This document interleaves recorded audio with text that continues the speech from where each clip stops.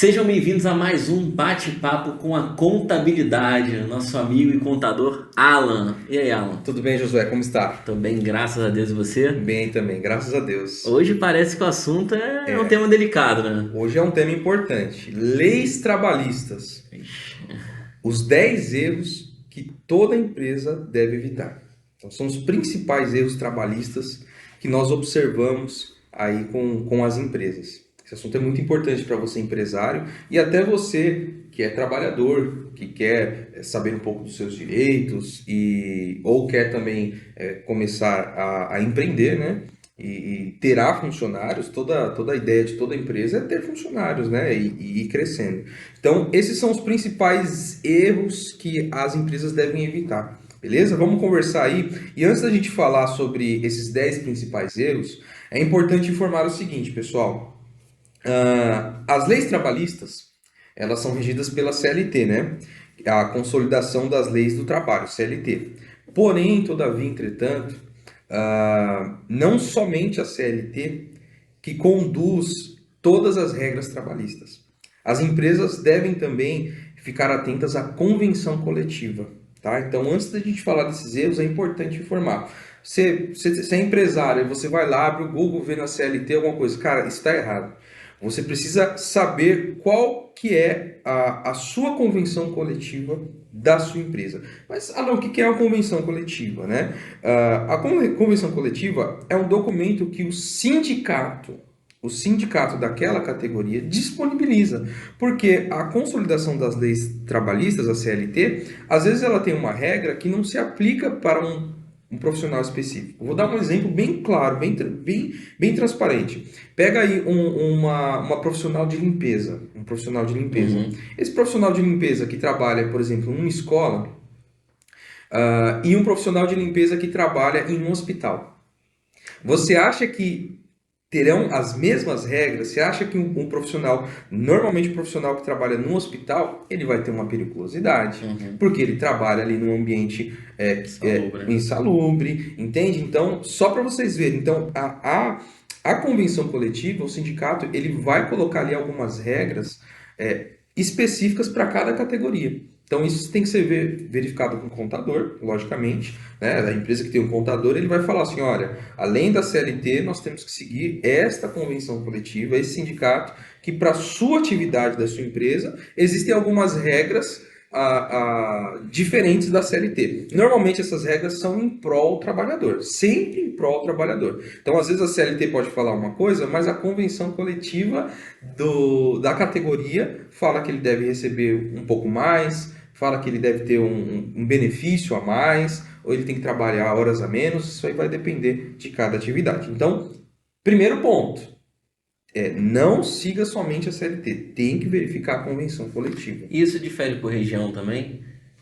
Cada estado tem um tipo de convenção de acordo com o sindicato, porque eu já observei que tem sindicato que às vezes é mais tranquilo com Uhum. relação na convenção coletiva, outros têm uns aspectos mais rígidos, né? Claro, em prol do colaborador, então há essa variação Sim, de. porque cada município tem seus sindicatos Uhum. diferentes, né? Então, por exemplo, tem alguns sindicatos, nós aqui estamos em Guarulhos, tem alguns sindicatos de algumas empresas que não tem aqui em Guarulhos e ele tem que optar por um sindicato que está localizado em São Paulo. Mas, logicamente, que ele não pode mudar de estado, né? Eu Uhum. não posso utilizar um sindicato de uma empresa do Rio de Janeiro, se eu estou em São Paulo, ou de Minas. Então, Entendi. cada estado tem lá os seus sindicatos, né? E aí cabe a empresa procurar o profissional para se enquadrar nesse sindicato, para ter lá a convenção coletiva, Perfeito. tá? Então vamos começar aí para os erros, tá? Os 10 erros que as empresas devem evitar, os erros trabalhistas. Primeiro, e o mais comum, funcionário sem registro. Olha, esse é um problema. Você pode falar assim, nossa, é óbvio, Alan. Todo funcionário tem que ter registro. É óbvio, mas muitas empresas não fazem o registro do funcionário. E aquele período de experiência de 3 meses, o funcionário já deve estar registrado. Então, muitas empresas acham que o período de experiência, aquele de 90 dias, para ver Uhum. se o funcionário se adapta, tem que ser sem registro, mas não. Antes do funcionário começar a trabalhar, ele já tem que estar com o registro efetivado. E aí, lógico que ele vai ter lá o período de experiência de 90 dias, que às vezes é de 45 mais 45, não pode ultrapassar de 90, mas ele já deve estar registrado. Olha, é batata, por assim dizer. Porque o funcionário sem registro, depois que ele é registrado, um exemplo, o funcionário ficou um ano sem registro, aí depois ele é registrado. Quando esse funcionário sai, ele tem todos os direitos dele, se ele contratar qualquer advogado, para ter uma ação trabalhista e a empresa vai perder. Porque não existe. O funcionário deve estar Uhum. registrado. E ponto final. Ah, mas eu posso fazer um contratinho da minha empresa com ele? É um tiro no pé. É uma prova que o funcionário estava Tá só trabalhando sem validando, registro. né? Está só validando que ele trabalhava sem A registro. irregularidade. Entendeu? Então, assim, não adianta fugir. Você vai ter funcionários, você tem que fazer o registro. Agora, Alan, alguns funcionários eu faço uma mudança, o funcionário prefere estar como CNPJ e Uhum. tudo mais. Isso aí você tem que avaliar caso a caso. Porque assim, não adianta de nada você ter um funcionário no CNPJ, que é muito comum as empresas adotarem o MEI para o funcionário, né? Mas se ele tem insubordinação, se ele cumpre horário, se ele usa o uniforme da empresa, se ele tem crachá, se ele bate ponto, não adianta nada você ter um CNPJ para esse funcionário.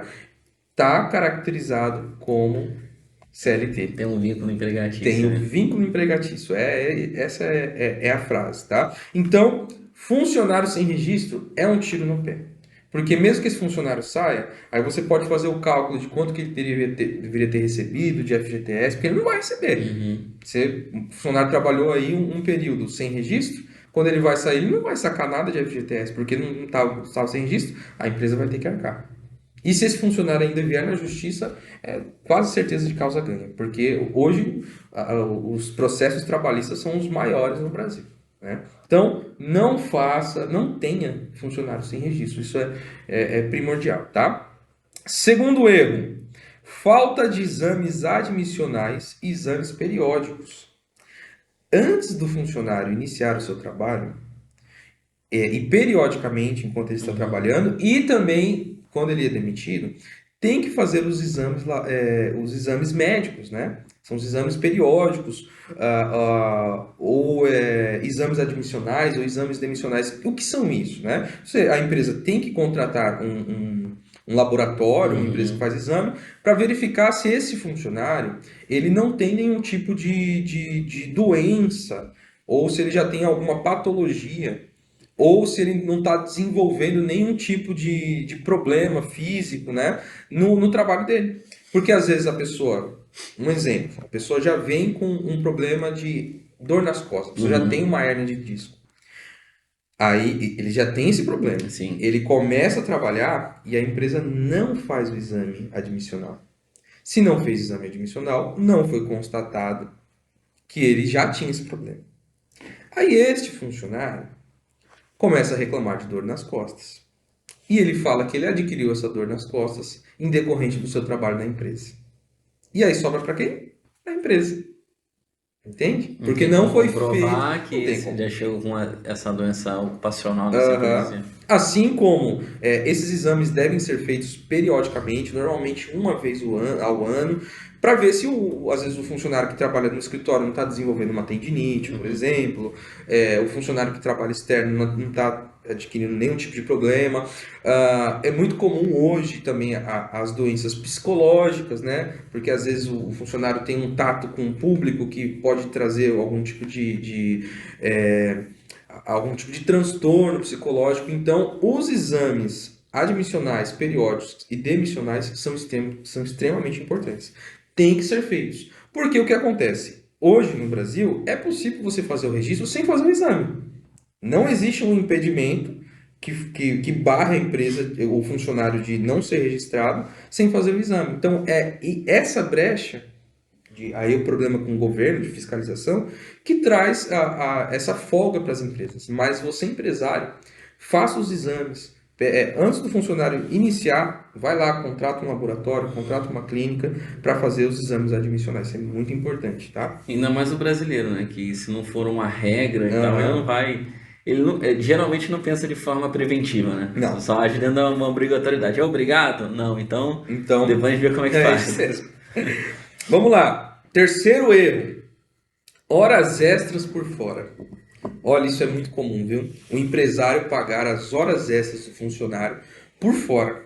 E isso está errado. Por quê? A hora extra, ela tem reflexo no FGTS. Ela tem reflexo no INSS para aposentadoria do funcionário. Tem reflexo no 13º salário. Se o funcionário faz muitas horas extras, o 13º salário dele será diferente, será maior, né?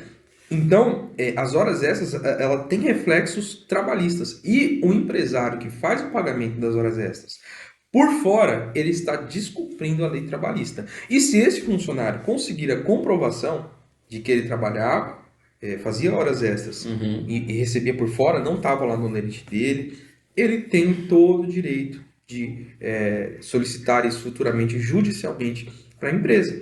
Então, é muito comum um empresário falar assim, ó, você bate o ponto no seu horário de saída e a hora extra eu vou te pagar aqui, ó, em dinheiro.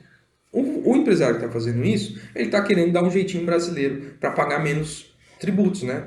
Pagar menos FGTS, pagar menos... Só que ele está lesionando financeiramente o funcionário. Então, horas extras por fora não existe. Na verdade, nada por fora existe. Tudo tem que estar dentro da folha. Vou pagar um bônus, tem que estar dentro da folha de pagamento. Vou pagar um prêmio, tem que estar dentro da folha de pagamento. Fazer um adiantamento, o funcionário pedir um adiantamento extemporâneo, né? Tem que estar dentro da folha de pagamento, lá o desconto e o pagamento. Então, tudo que você for pagar para o funcionário deve estar no lerite dele. Não pode fugir disso. E, ainda falando das horas extras, quando a gente estava falando da convenção coletiva, porque uma hora extra, ela é uma hora a mais que você tem que pagar para o funcionário, mais 50% dessa hora. Então, vamos supor que a hora de trabalho do funcionário é R$ 10, um exemplo. Se ele fizer uma hora extra, minimamente a hora de trabalho dele vai ser R$ 15. 15 reais. Entendeu? E dependendo da convenção coletiva, a hora extra de trabalho tem que ser não mais 50%, mais 60%, mais 70%, mais 80%. Isso quem vai dizer é a convenção coletiva da categoria. Então, às vezes a CLT fala 50, tem que pagar hora extra, o valor da hora extra mais 50%. Mas a convenção coletiva fala, olha, é 60%.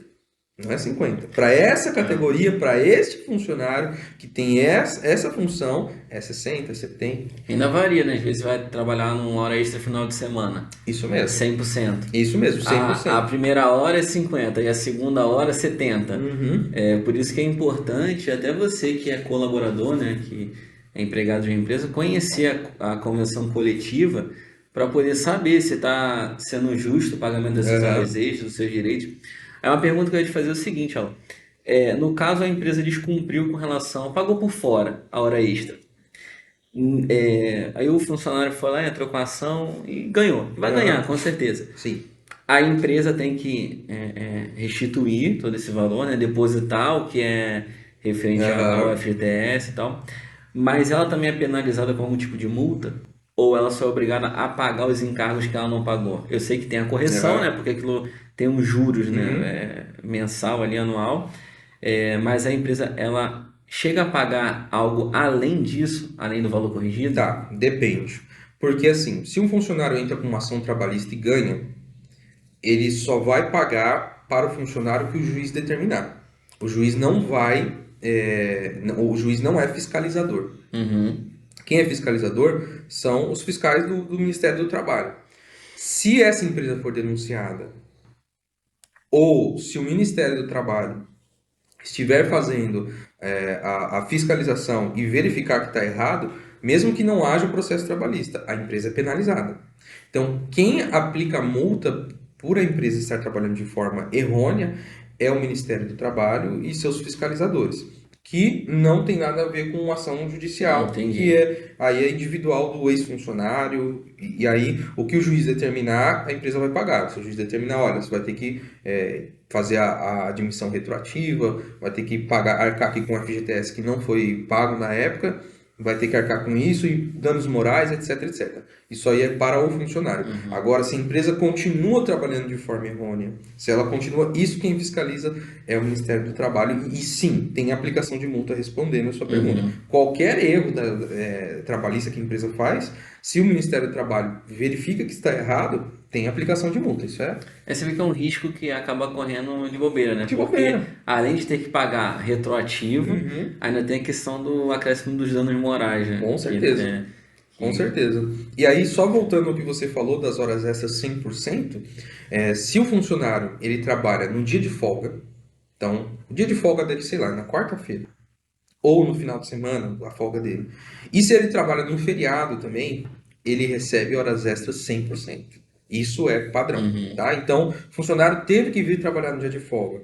O empresário foi lá, ligou e falou assim: olha, fulano, preciso de você, você consegue vir? Consigo. O funcionário no dia de folga foi. Ele vai receber dobrado, porque a hora extra dele não será a hora extra mais 50, será a hora extra mais 100%. Então, se a hora de trabalho dele é R$ 10, a hora de trabalho dele sobre a hora extra vai ser de 20, né? Então, é isso, tá? E mais uma vez também falando sobre a hora extra, só para a gente fechar esse assunto da hora extra, a hora extra o funcionário pode fazer somente 2 horas por dia, tá? Então, às vezes, o funcionário faz 3, 4, 5, 6 horas, está ferindo o CLT, porque o funcionário tem que ter o descanso dele. Isso não é uma regra que, tipo assim, ó, descumpriu, vai pagar. Não. A CLT orienta. É importante informar que as leis, qualquer lei em geral, ela depende também da interpretação. Tá? Então, às vezes, descumpriu ali a CLT, mas foi por um motivo que é importante ou algo que não deu para se resolver. O juiz, se não tiver uma ação trabalhista, ele vai avaliar caso a caso. Então, pensem, tenham essa mentalidade. A legislação não é a ferro e fogo. Nenhuma legislação é a ferro e fogo. Sempre existem ali as suas brechas, por assim dizer, e interpretações diferentes, que às vezes na CLT está falando isso, mas por conta do contexto, o juiz interpreta de uma outra forma e por aí vai. Tá? Então, só para finalizar esse tópico, então, horas extras não façam por fora. Tem que estar dentro da folha de pagamento, certo? Quarto tópico, falta de EPI, equipamento de proteção individual. Isso aí vai para as empresas, normalmente indústrias, empresas de construção civil ou empresas que terceirizam mão de obra. Tem que verificar se o funcionário precisa de EPI. Normalmente um funcionário que trabalha no escritório, né, trabalha na parte administrativa, financeira, ele não precisa de EPI. Mas um funcionário que trabalha externo, um funcionário que trabalha na indústria, tem que ser verificado se ele tem um EPI, se ele precisa de uma bota que tenha o bico de ferro para proteger os seus dedos, se ele precisa usar luva, se ele precisa usar óculos. Isso é muito importante, porque se esse funcionário se acidentar, e ele não tiver o EPI por irresponsabilidade da empresa que não disponibilizou, que o funcionário não compra o EPI, tem que ser disponibilizado pela empresa, né? Então essa empresa ela pode ser penalizada de uma forma muito grande, tanto pelo Ministério do Trabalho quanto numa ação judicial, porque ela não forneceu o EPI. Então normalmente as empresas que fornecem o EPI, elas entregam o EPI para o funcionário e pedem para ele assinar. Confirma aqui que você está recebendo o Sim, para se EPI. resguardar. Isso. E o funcionário que precisa usar o EPI e não utiliza, você vai lá numa construção civil, tem que usar lá o capacete, e o funcionário não está utilizando, ele tem que ser advertido.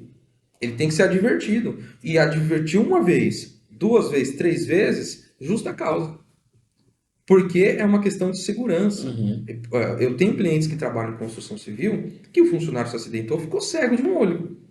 Não tem como voltar atrás. Então é uma responsabilidade muito grande, uma responsabilidade imensa. Então, você que tem uma empresa, que é uma fábrica, às vezes até um comércio também, mas verifique com o seu contador, tenha uma assessoria jurídica para ver. Tem empresas também que são especialistas nessa parte de EPI, que elas vão até a sua empresa e analisam para ver se o funcionário precisa de EPI ou não. Tem empresas especialistas nisso. Normalmente empresas que também já fazem os exames periódicos, tá? Então procurem isso daí para não evitar, para não ter um problema muito grande lá na frente, né? E se o seu funcionário não está usando EPI, você tem total liberdade para dar uma advertência. Uma advertência verbal, não está cumprindo ainda, precisa usar um óculos e não tá utilizando. vai lá e faz uma advertência Uhum. formal. E se ele periodicamente não utilizar, dependendo da quantidade aí de advertência que tiver, você pode dar justa causa para ele sim, porque ele não está utilizando o EPI da empresa. Então o EPI é muito importante para as empresas, É tá? interessante que quando fala em EPI, geralmente as pessoas já associam a capacete, óculos, mas de repente aí no seu ambiente de trabalho é um ambiente com um maior ruído, né? Isso Uma mesmo. poluição sonora.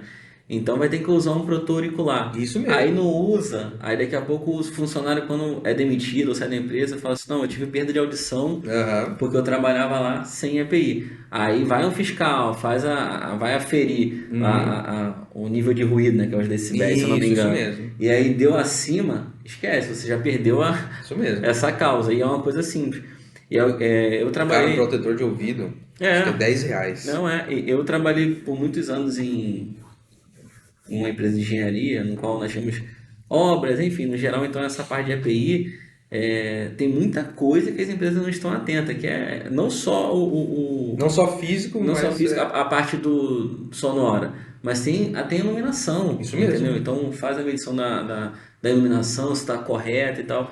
Então vale muito a pena, como a Alan falou, procurar uma empresa assim especializada nisso Uhum. para te orientar para você se resguardar. Isso É mesmo. um gasto que você tem ali na hora, mas vai evitar um problemão futuro, E né? de muitos Entende? funcionários, né? Essa questão da iluminação em escritórios tem muito. E são raros os escritórios que contratam uma empresa, porque às vezes o escritório coloca lá uma iluminação fortíssima que traz um desgaste visual, Isso.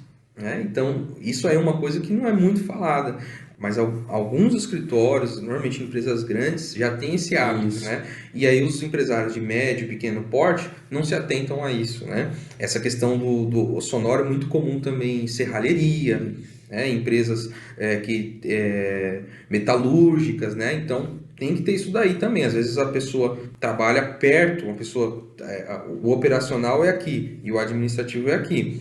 E às vezes o pessoal do administrativo tem a poluição Sim. sonora, então isso é tudo que tem que ser avaliado e verificado se precisa ter. Então, muito importante, EPI, tá, pessoal? Continuando aqui, quinto tópico, tá? Controle de ponto inadequado.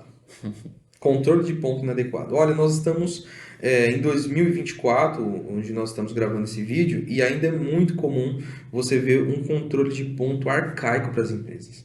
Hoje em dia, é baratinho, você consegue aí um ponto digital, onde o funcionário vai lá, coloca o dedo, cadastra a biometria dele. Porque você ainda pode fazer o controle de ponto do seu funcionário no papel. Uhum.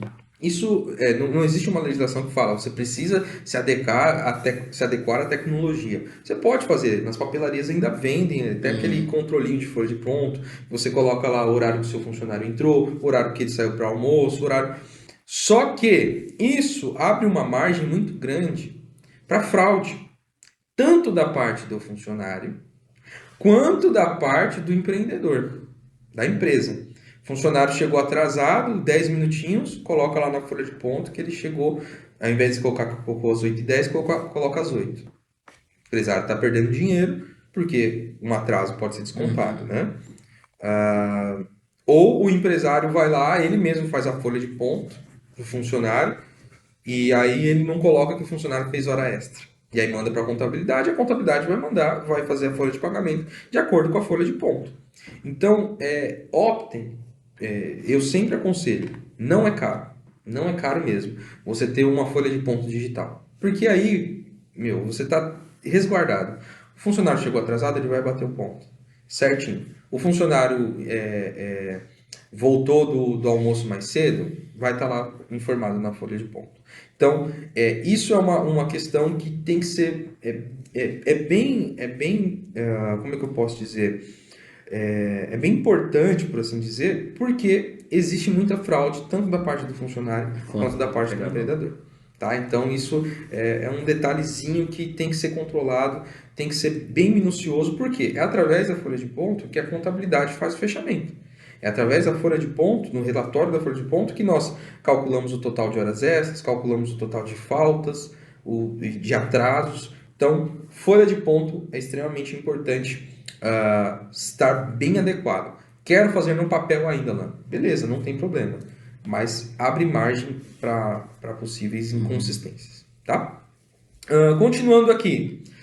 Próximo erro que a maioria das empresas cometem. Reajuste salarial ou dissídio fora do prazo, né? Todo ano, todos os funcionários devem ter o reajuste salarial, ou conhecido também como dissídio, onde terá ali um aumento do seu salário. Assim como todo ano não aumenta o salário mínimo, então todo ano também tem que ter um reajuste salarial de todos os funcionários, tá? E esse reajuste você consegue na convenção coletiva. Então, tem convenções coletivas, tem categoria que o reajuste é em fevereiro. Tem convenções coletivas que é no mês 6. Tem algumas que é no final do ano.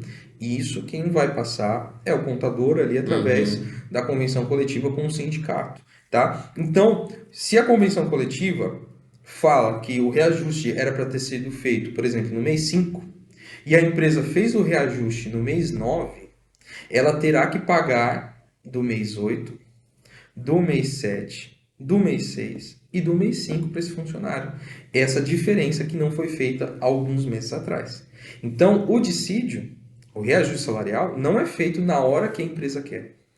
Esse ano a gente vai fazer o dissídio no mês 6. Ano que vem a gente vai fazer em novembro, por exemplo. Não. O dissídio tem que ser feito conforme a convenção coletiva disponibiliza. E às vezes a convenção coletiva, ela coloca no mês, e no ano seguinte ela coloca um mês para frente, às vezes no ano seguinte ela coloca um mês para trás, porque depende aí do que o sindicato vai avaliando as categorias, enfim, o sindicato que resolve lá. Então, você não é o empreendedor, não é o empresário, não é a empresa que escolhe a data que será feito o reajuste salarial. Entendeu? E se a empresa fizer o reajuste salarial atrasada, ela terá que pagar para todos os funcionários a diferença que não foi feita nos meses anteriores. Então, tem que se atentar. E também tem o seguinte, que nesse processo, até validar essa convenção, às vezes, era para ter o reajuste em março.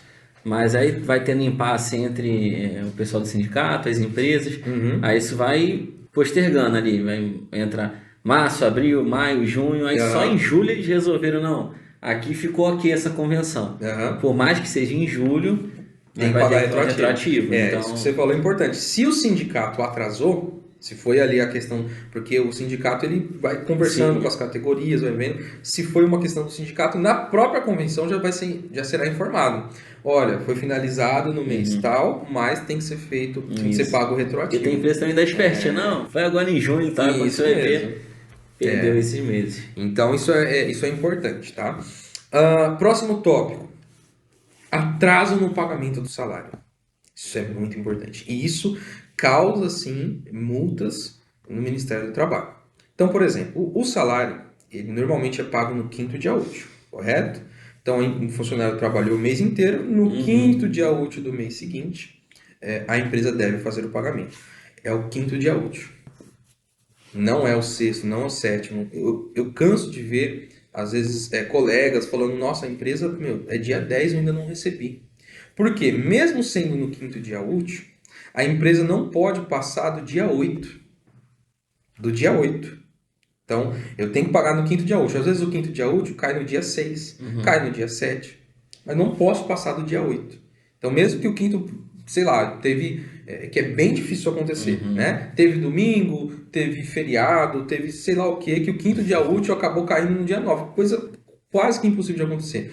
O salário do funcionário não pode ser pago depois do dia 8. Tem que ser pago até o dia 8. Tem que ser pago, na verdade, no 5º dia útil. Mas se o 5º dia útil, a regra é, se o 5º dia útil for superior a 8 dias, tem que pagar no dia 8.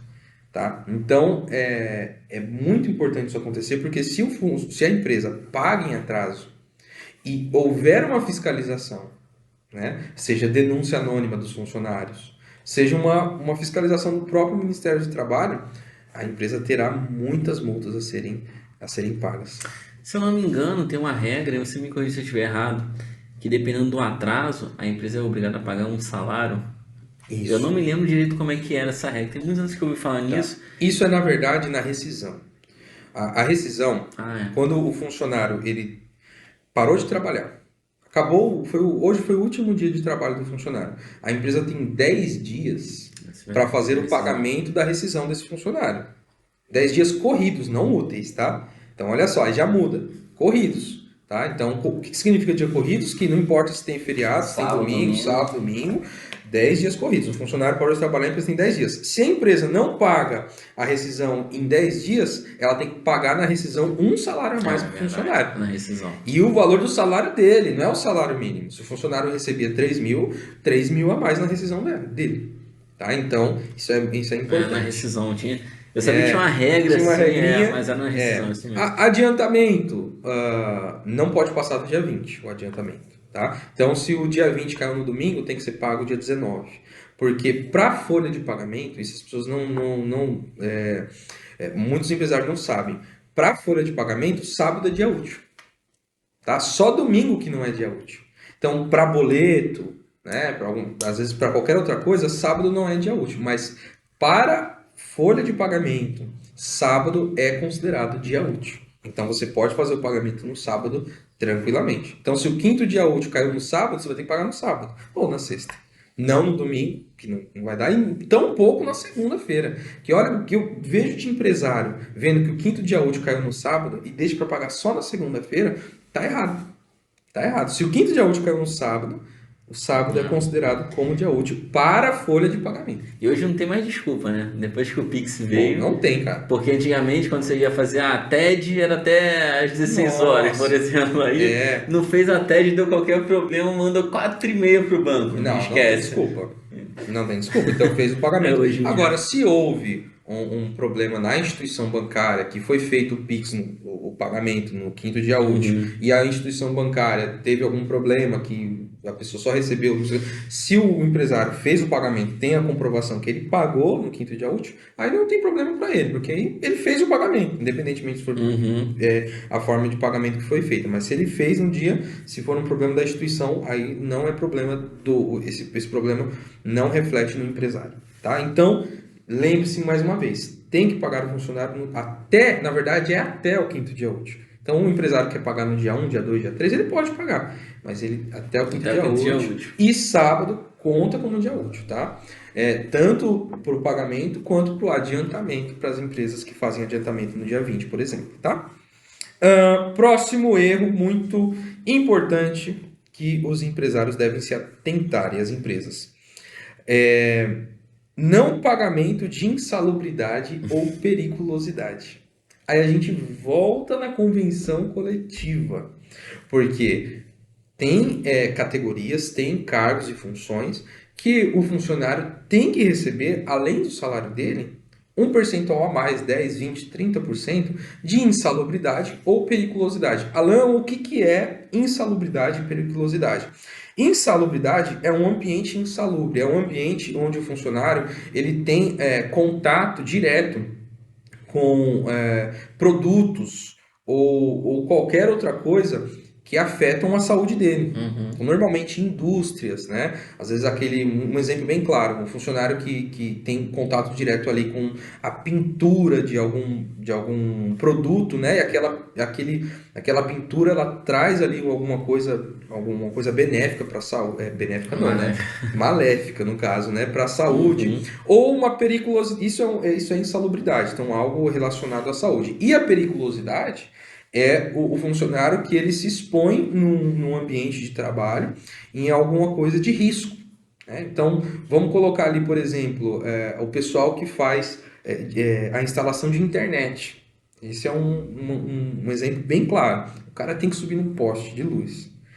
O cara é altura, ele tem risco de ser eletrocutado. Porque ele está mexendo ali no poste, entendeu? Então, olha o risco que ele corre, né? Construção civil. Os funcionários que trabalham ali em construção civil, que pode ter risco ali de qualquer tipo de acidente, máquinas pesadas, né? Então, você tem que verificar na convenção coletiva qual o percentual e se esse funcionário ele recebe periculosidade. Porque às vezes a convenção coletiva de uma categoria fala que além do salário ele tem que receber 10% a mais. Outra pode falar que é 20%, outra pode falar que é 30%. Então, você empresário tem que se atentar a isso. Se o seu funcionário ele tem um risco de insalubridade e periculosidade. Normalmente, quem trabalha em hospital recebe insalubridade. Normalmente. Né? O enfermeiro, ou quem trabalha ali na área do hospital, porque está no ambiente insalubre, sim, você tem agulhas, não é que você tem contato direto, mas é um lugar que tem, sim, agulhas, que você pode pegar doenças, né? Vírus, entendeu? Então, normalmente tem insalubridade quem trabalha na área da saúde e periculosidade em quem trabalha em indústrias, né? Ou quem trabalha aí manuseando máquinas pesadas. Isso é importante, porque se você não paga isso e esse funcionário vier na justiça e falar assim, olha, eu trabalhava num ambiente perigoso, ou trabalhava num ambiente insalubre, e o juiz é quase certeza que a empresa vai perder e você vai ter que pagar retroativo com multa e juros todo esse período que esse funcionário não recebeu essa insalubridade ou periculosidade. Então é muito importante, tá? Então consulte, mais uma vez a gente volta aí na convenção coletiva, tá? Só um ponto aqui antes de nós, claro, seguirmos. Então o contador, ele também auxilia o cliente dele nesse ponto, né? Que, por exemplo, a primeira coisa que creio que ao contratar um contador, ele vai cuidar de tudo e vai pegar essa convenção, isso, né? Mesmo. E vai auxiliar. Então, olha a importância, o quanto você encurta o seu caminho e reduz, né, a chance de problema em contratar, por exemplo, um escritório uma assessoria para poder você resolver isso. Porque nós estamos falando aqui de um caso isolado. Imagina só se passa 5 anos e um grupo de funcionários entra com a ação contra a empresa. Você pode quebrar o seu negócio. Verdade. Entendeu? Então, assim, por isso é muito importante você contratar um contador. Ah, é despesa? Cara, eu particularmente vejo como um investimento, porque além de livrar sua mente de ter que ficar pensando em um monte de coisa, ainda consegue clarear isso que você não está vendo, né? De um problema aqui com o funcionário, outro. Então, é muito importante que contrate um contador.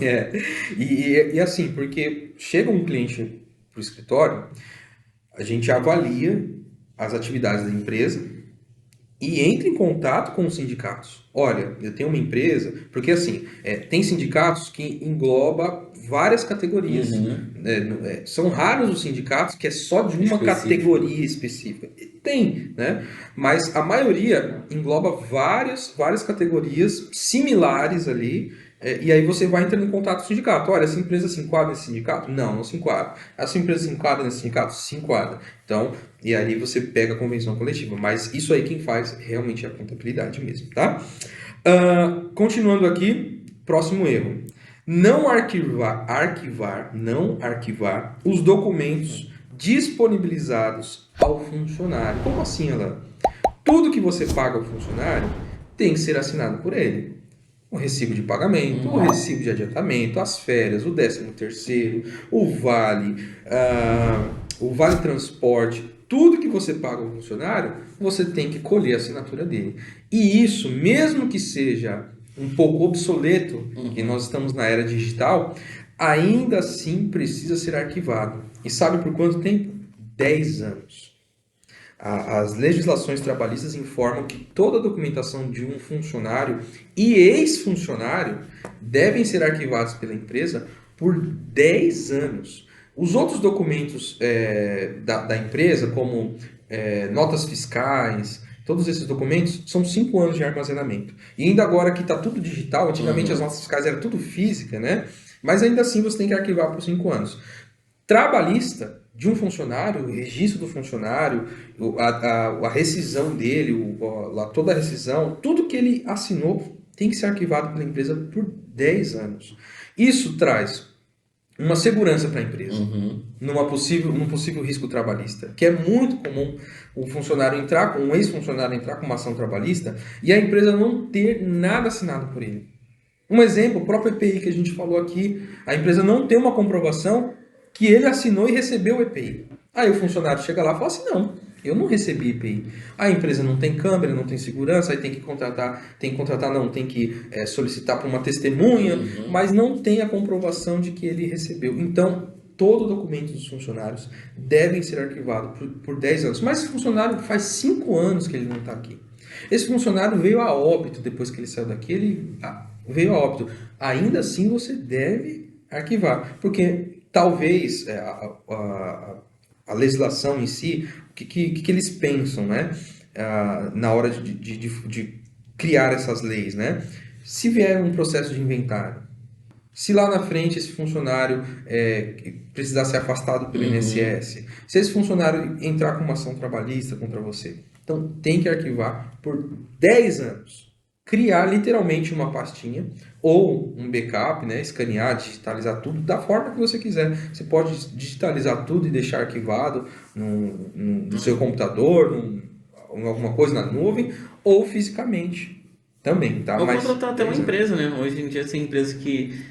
As Dockstore, então tem várias empresas que pegam ali o arquivo, às vezes você não quer acumular aquele tanto de Isso coisa, mesmo. então manda para lá, é um custo baixo Irrisório. e te livra de um problemão, que você tocou para a empresa lá, que é especializada em arquivar documentos, tudo Uhum. bonitinho, mandou lá, deixou 10 anos, depois eles E aí a gente entra também na questão da livram. empresa que não disponibiliza assinatura para o funcionário. Igual, eu fiz o pagamento igual nós comentamos no sábado, no Pix. Meu, na segunda-feira, quando o funcionário estiver na empresa, olha, assina aqui o seu recibo de pagamento. Ainda tem que ser feito dessa forma. Ah, vou perguntar. Algumas empresas têm alguns softwares onde é disponibilizado ali automático para o funcionário. Ele entra num aplicativo, lá com o usuário e senha dele, é disponibilizado o recibo dele, e no momento da visualização dele, já vem um protocolo de que ele visualizou aquilo, tá? Então, existem algumas empresas já especializadas nisso, onde você não precisa mais ficar pegando assinatura. Você É engraçado. disponibiliza para o funcionário, ele visualizou, já aparece lá um protocolo que ele visualizou aquele documento.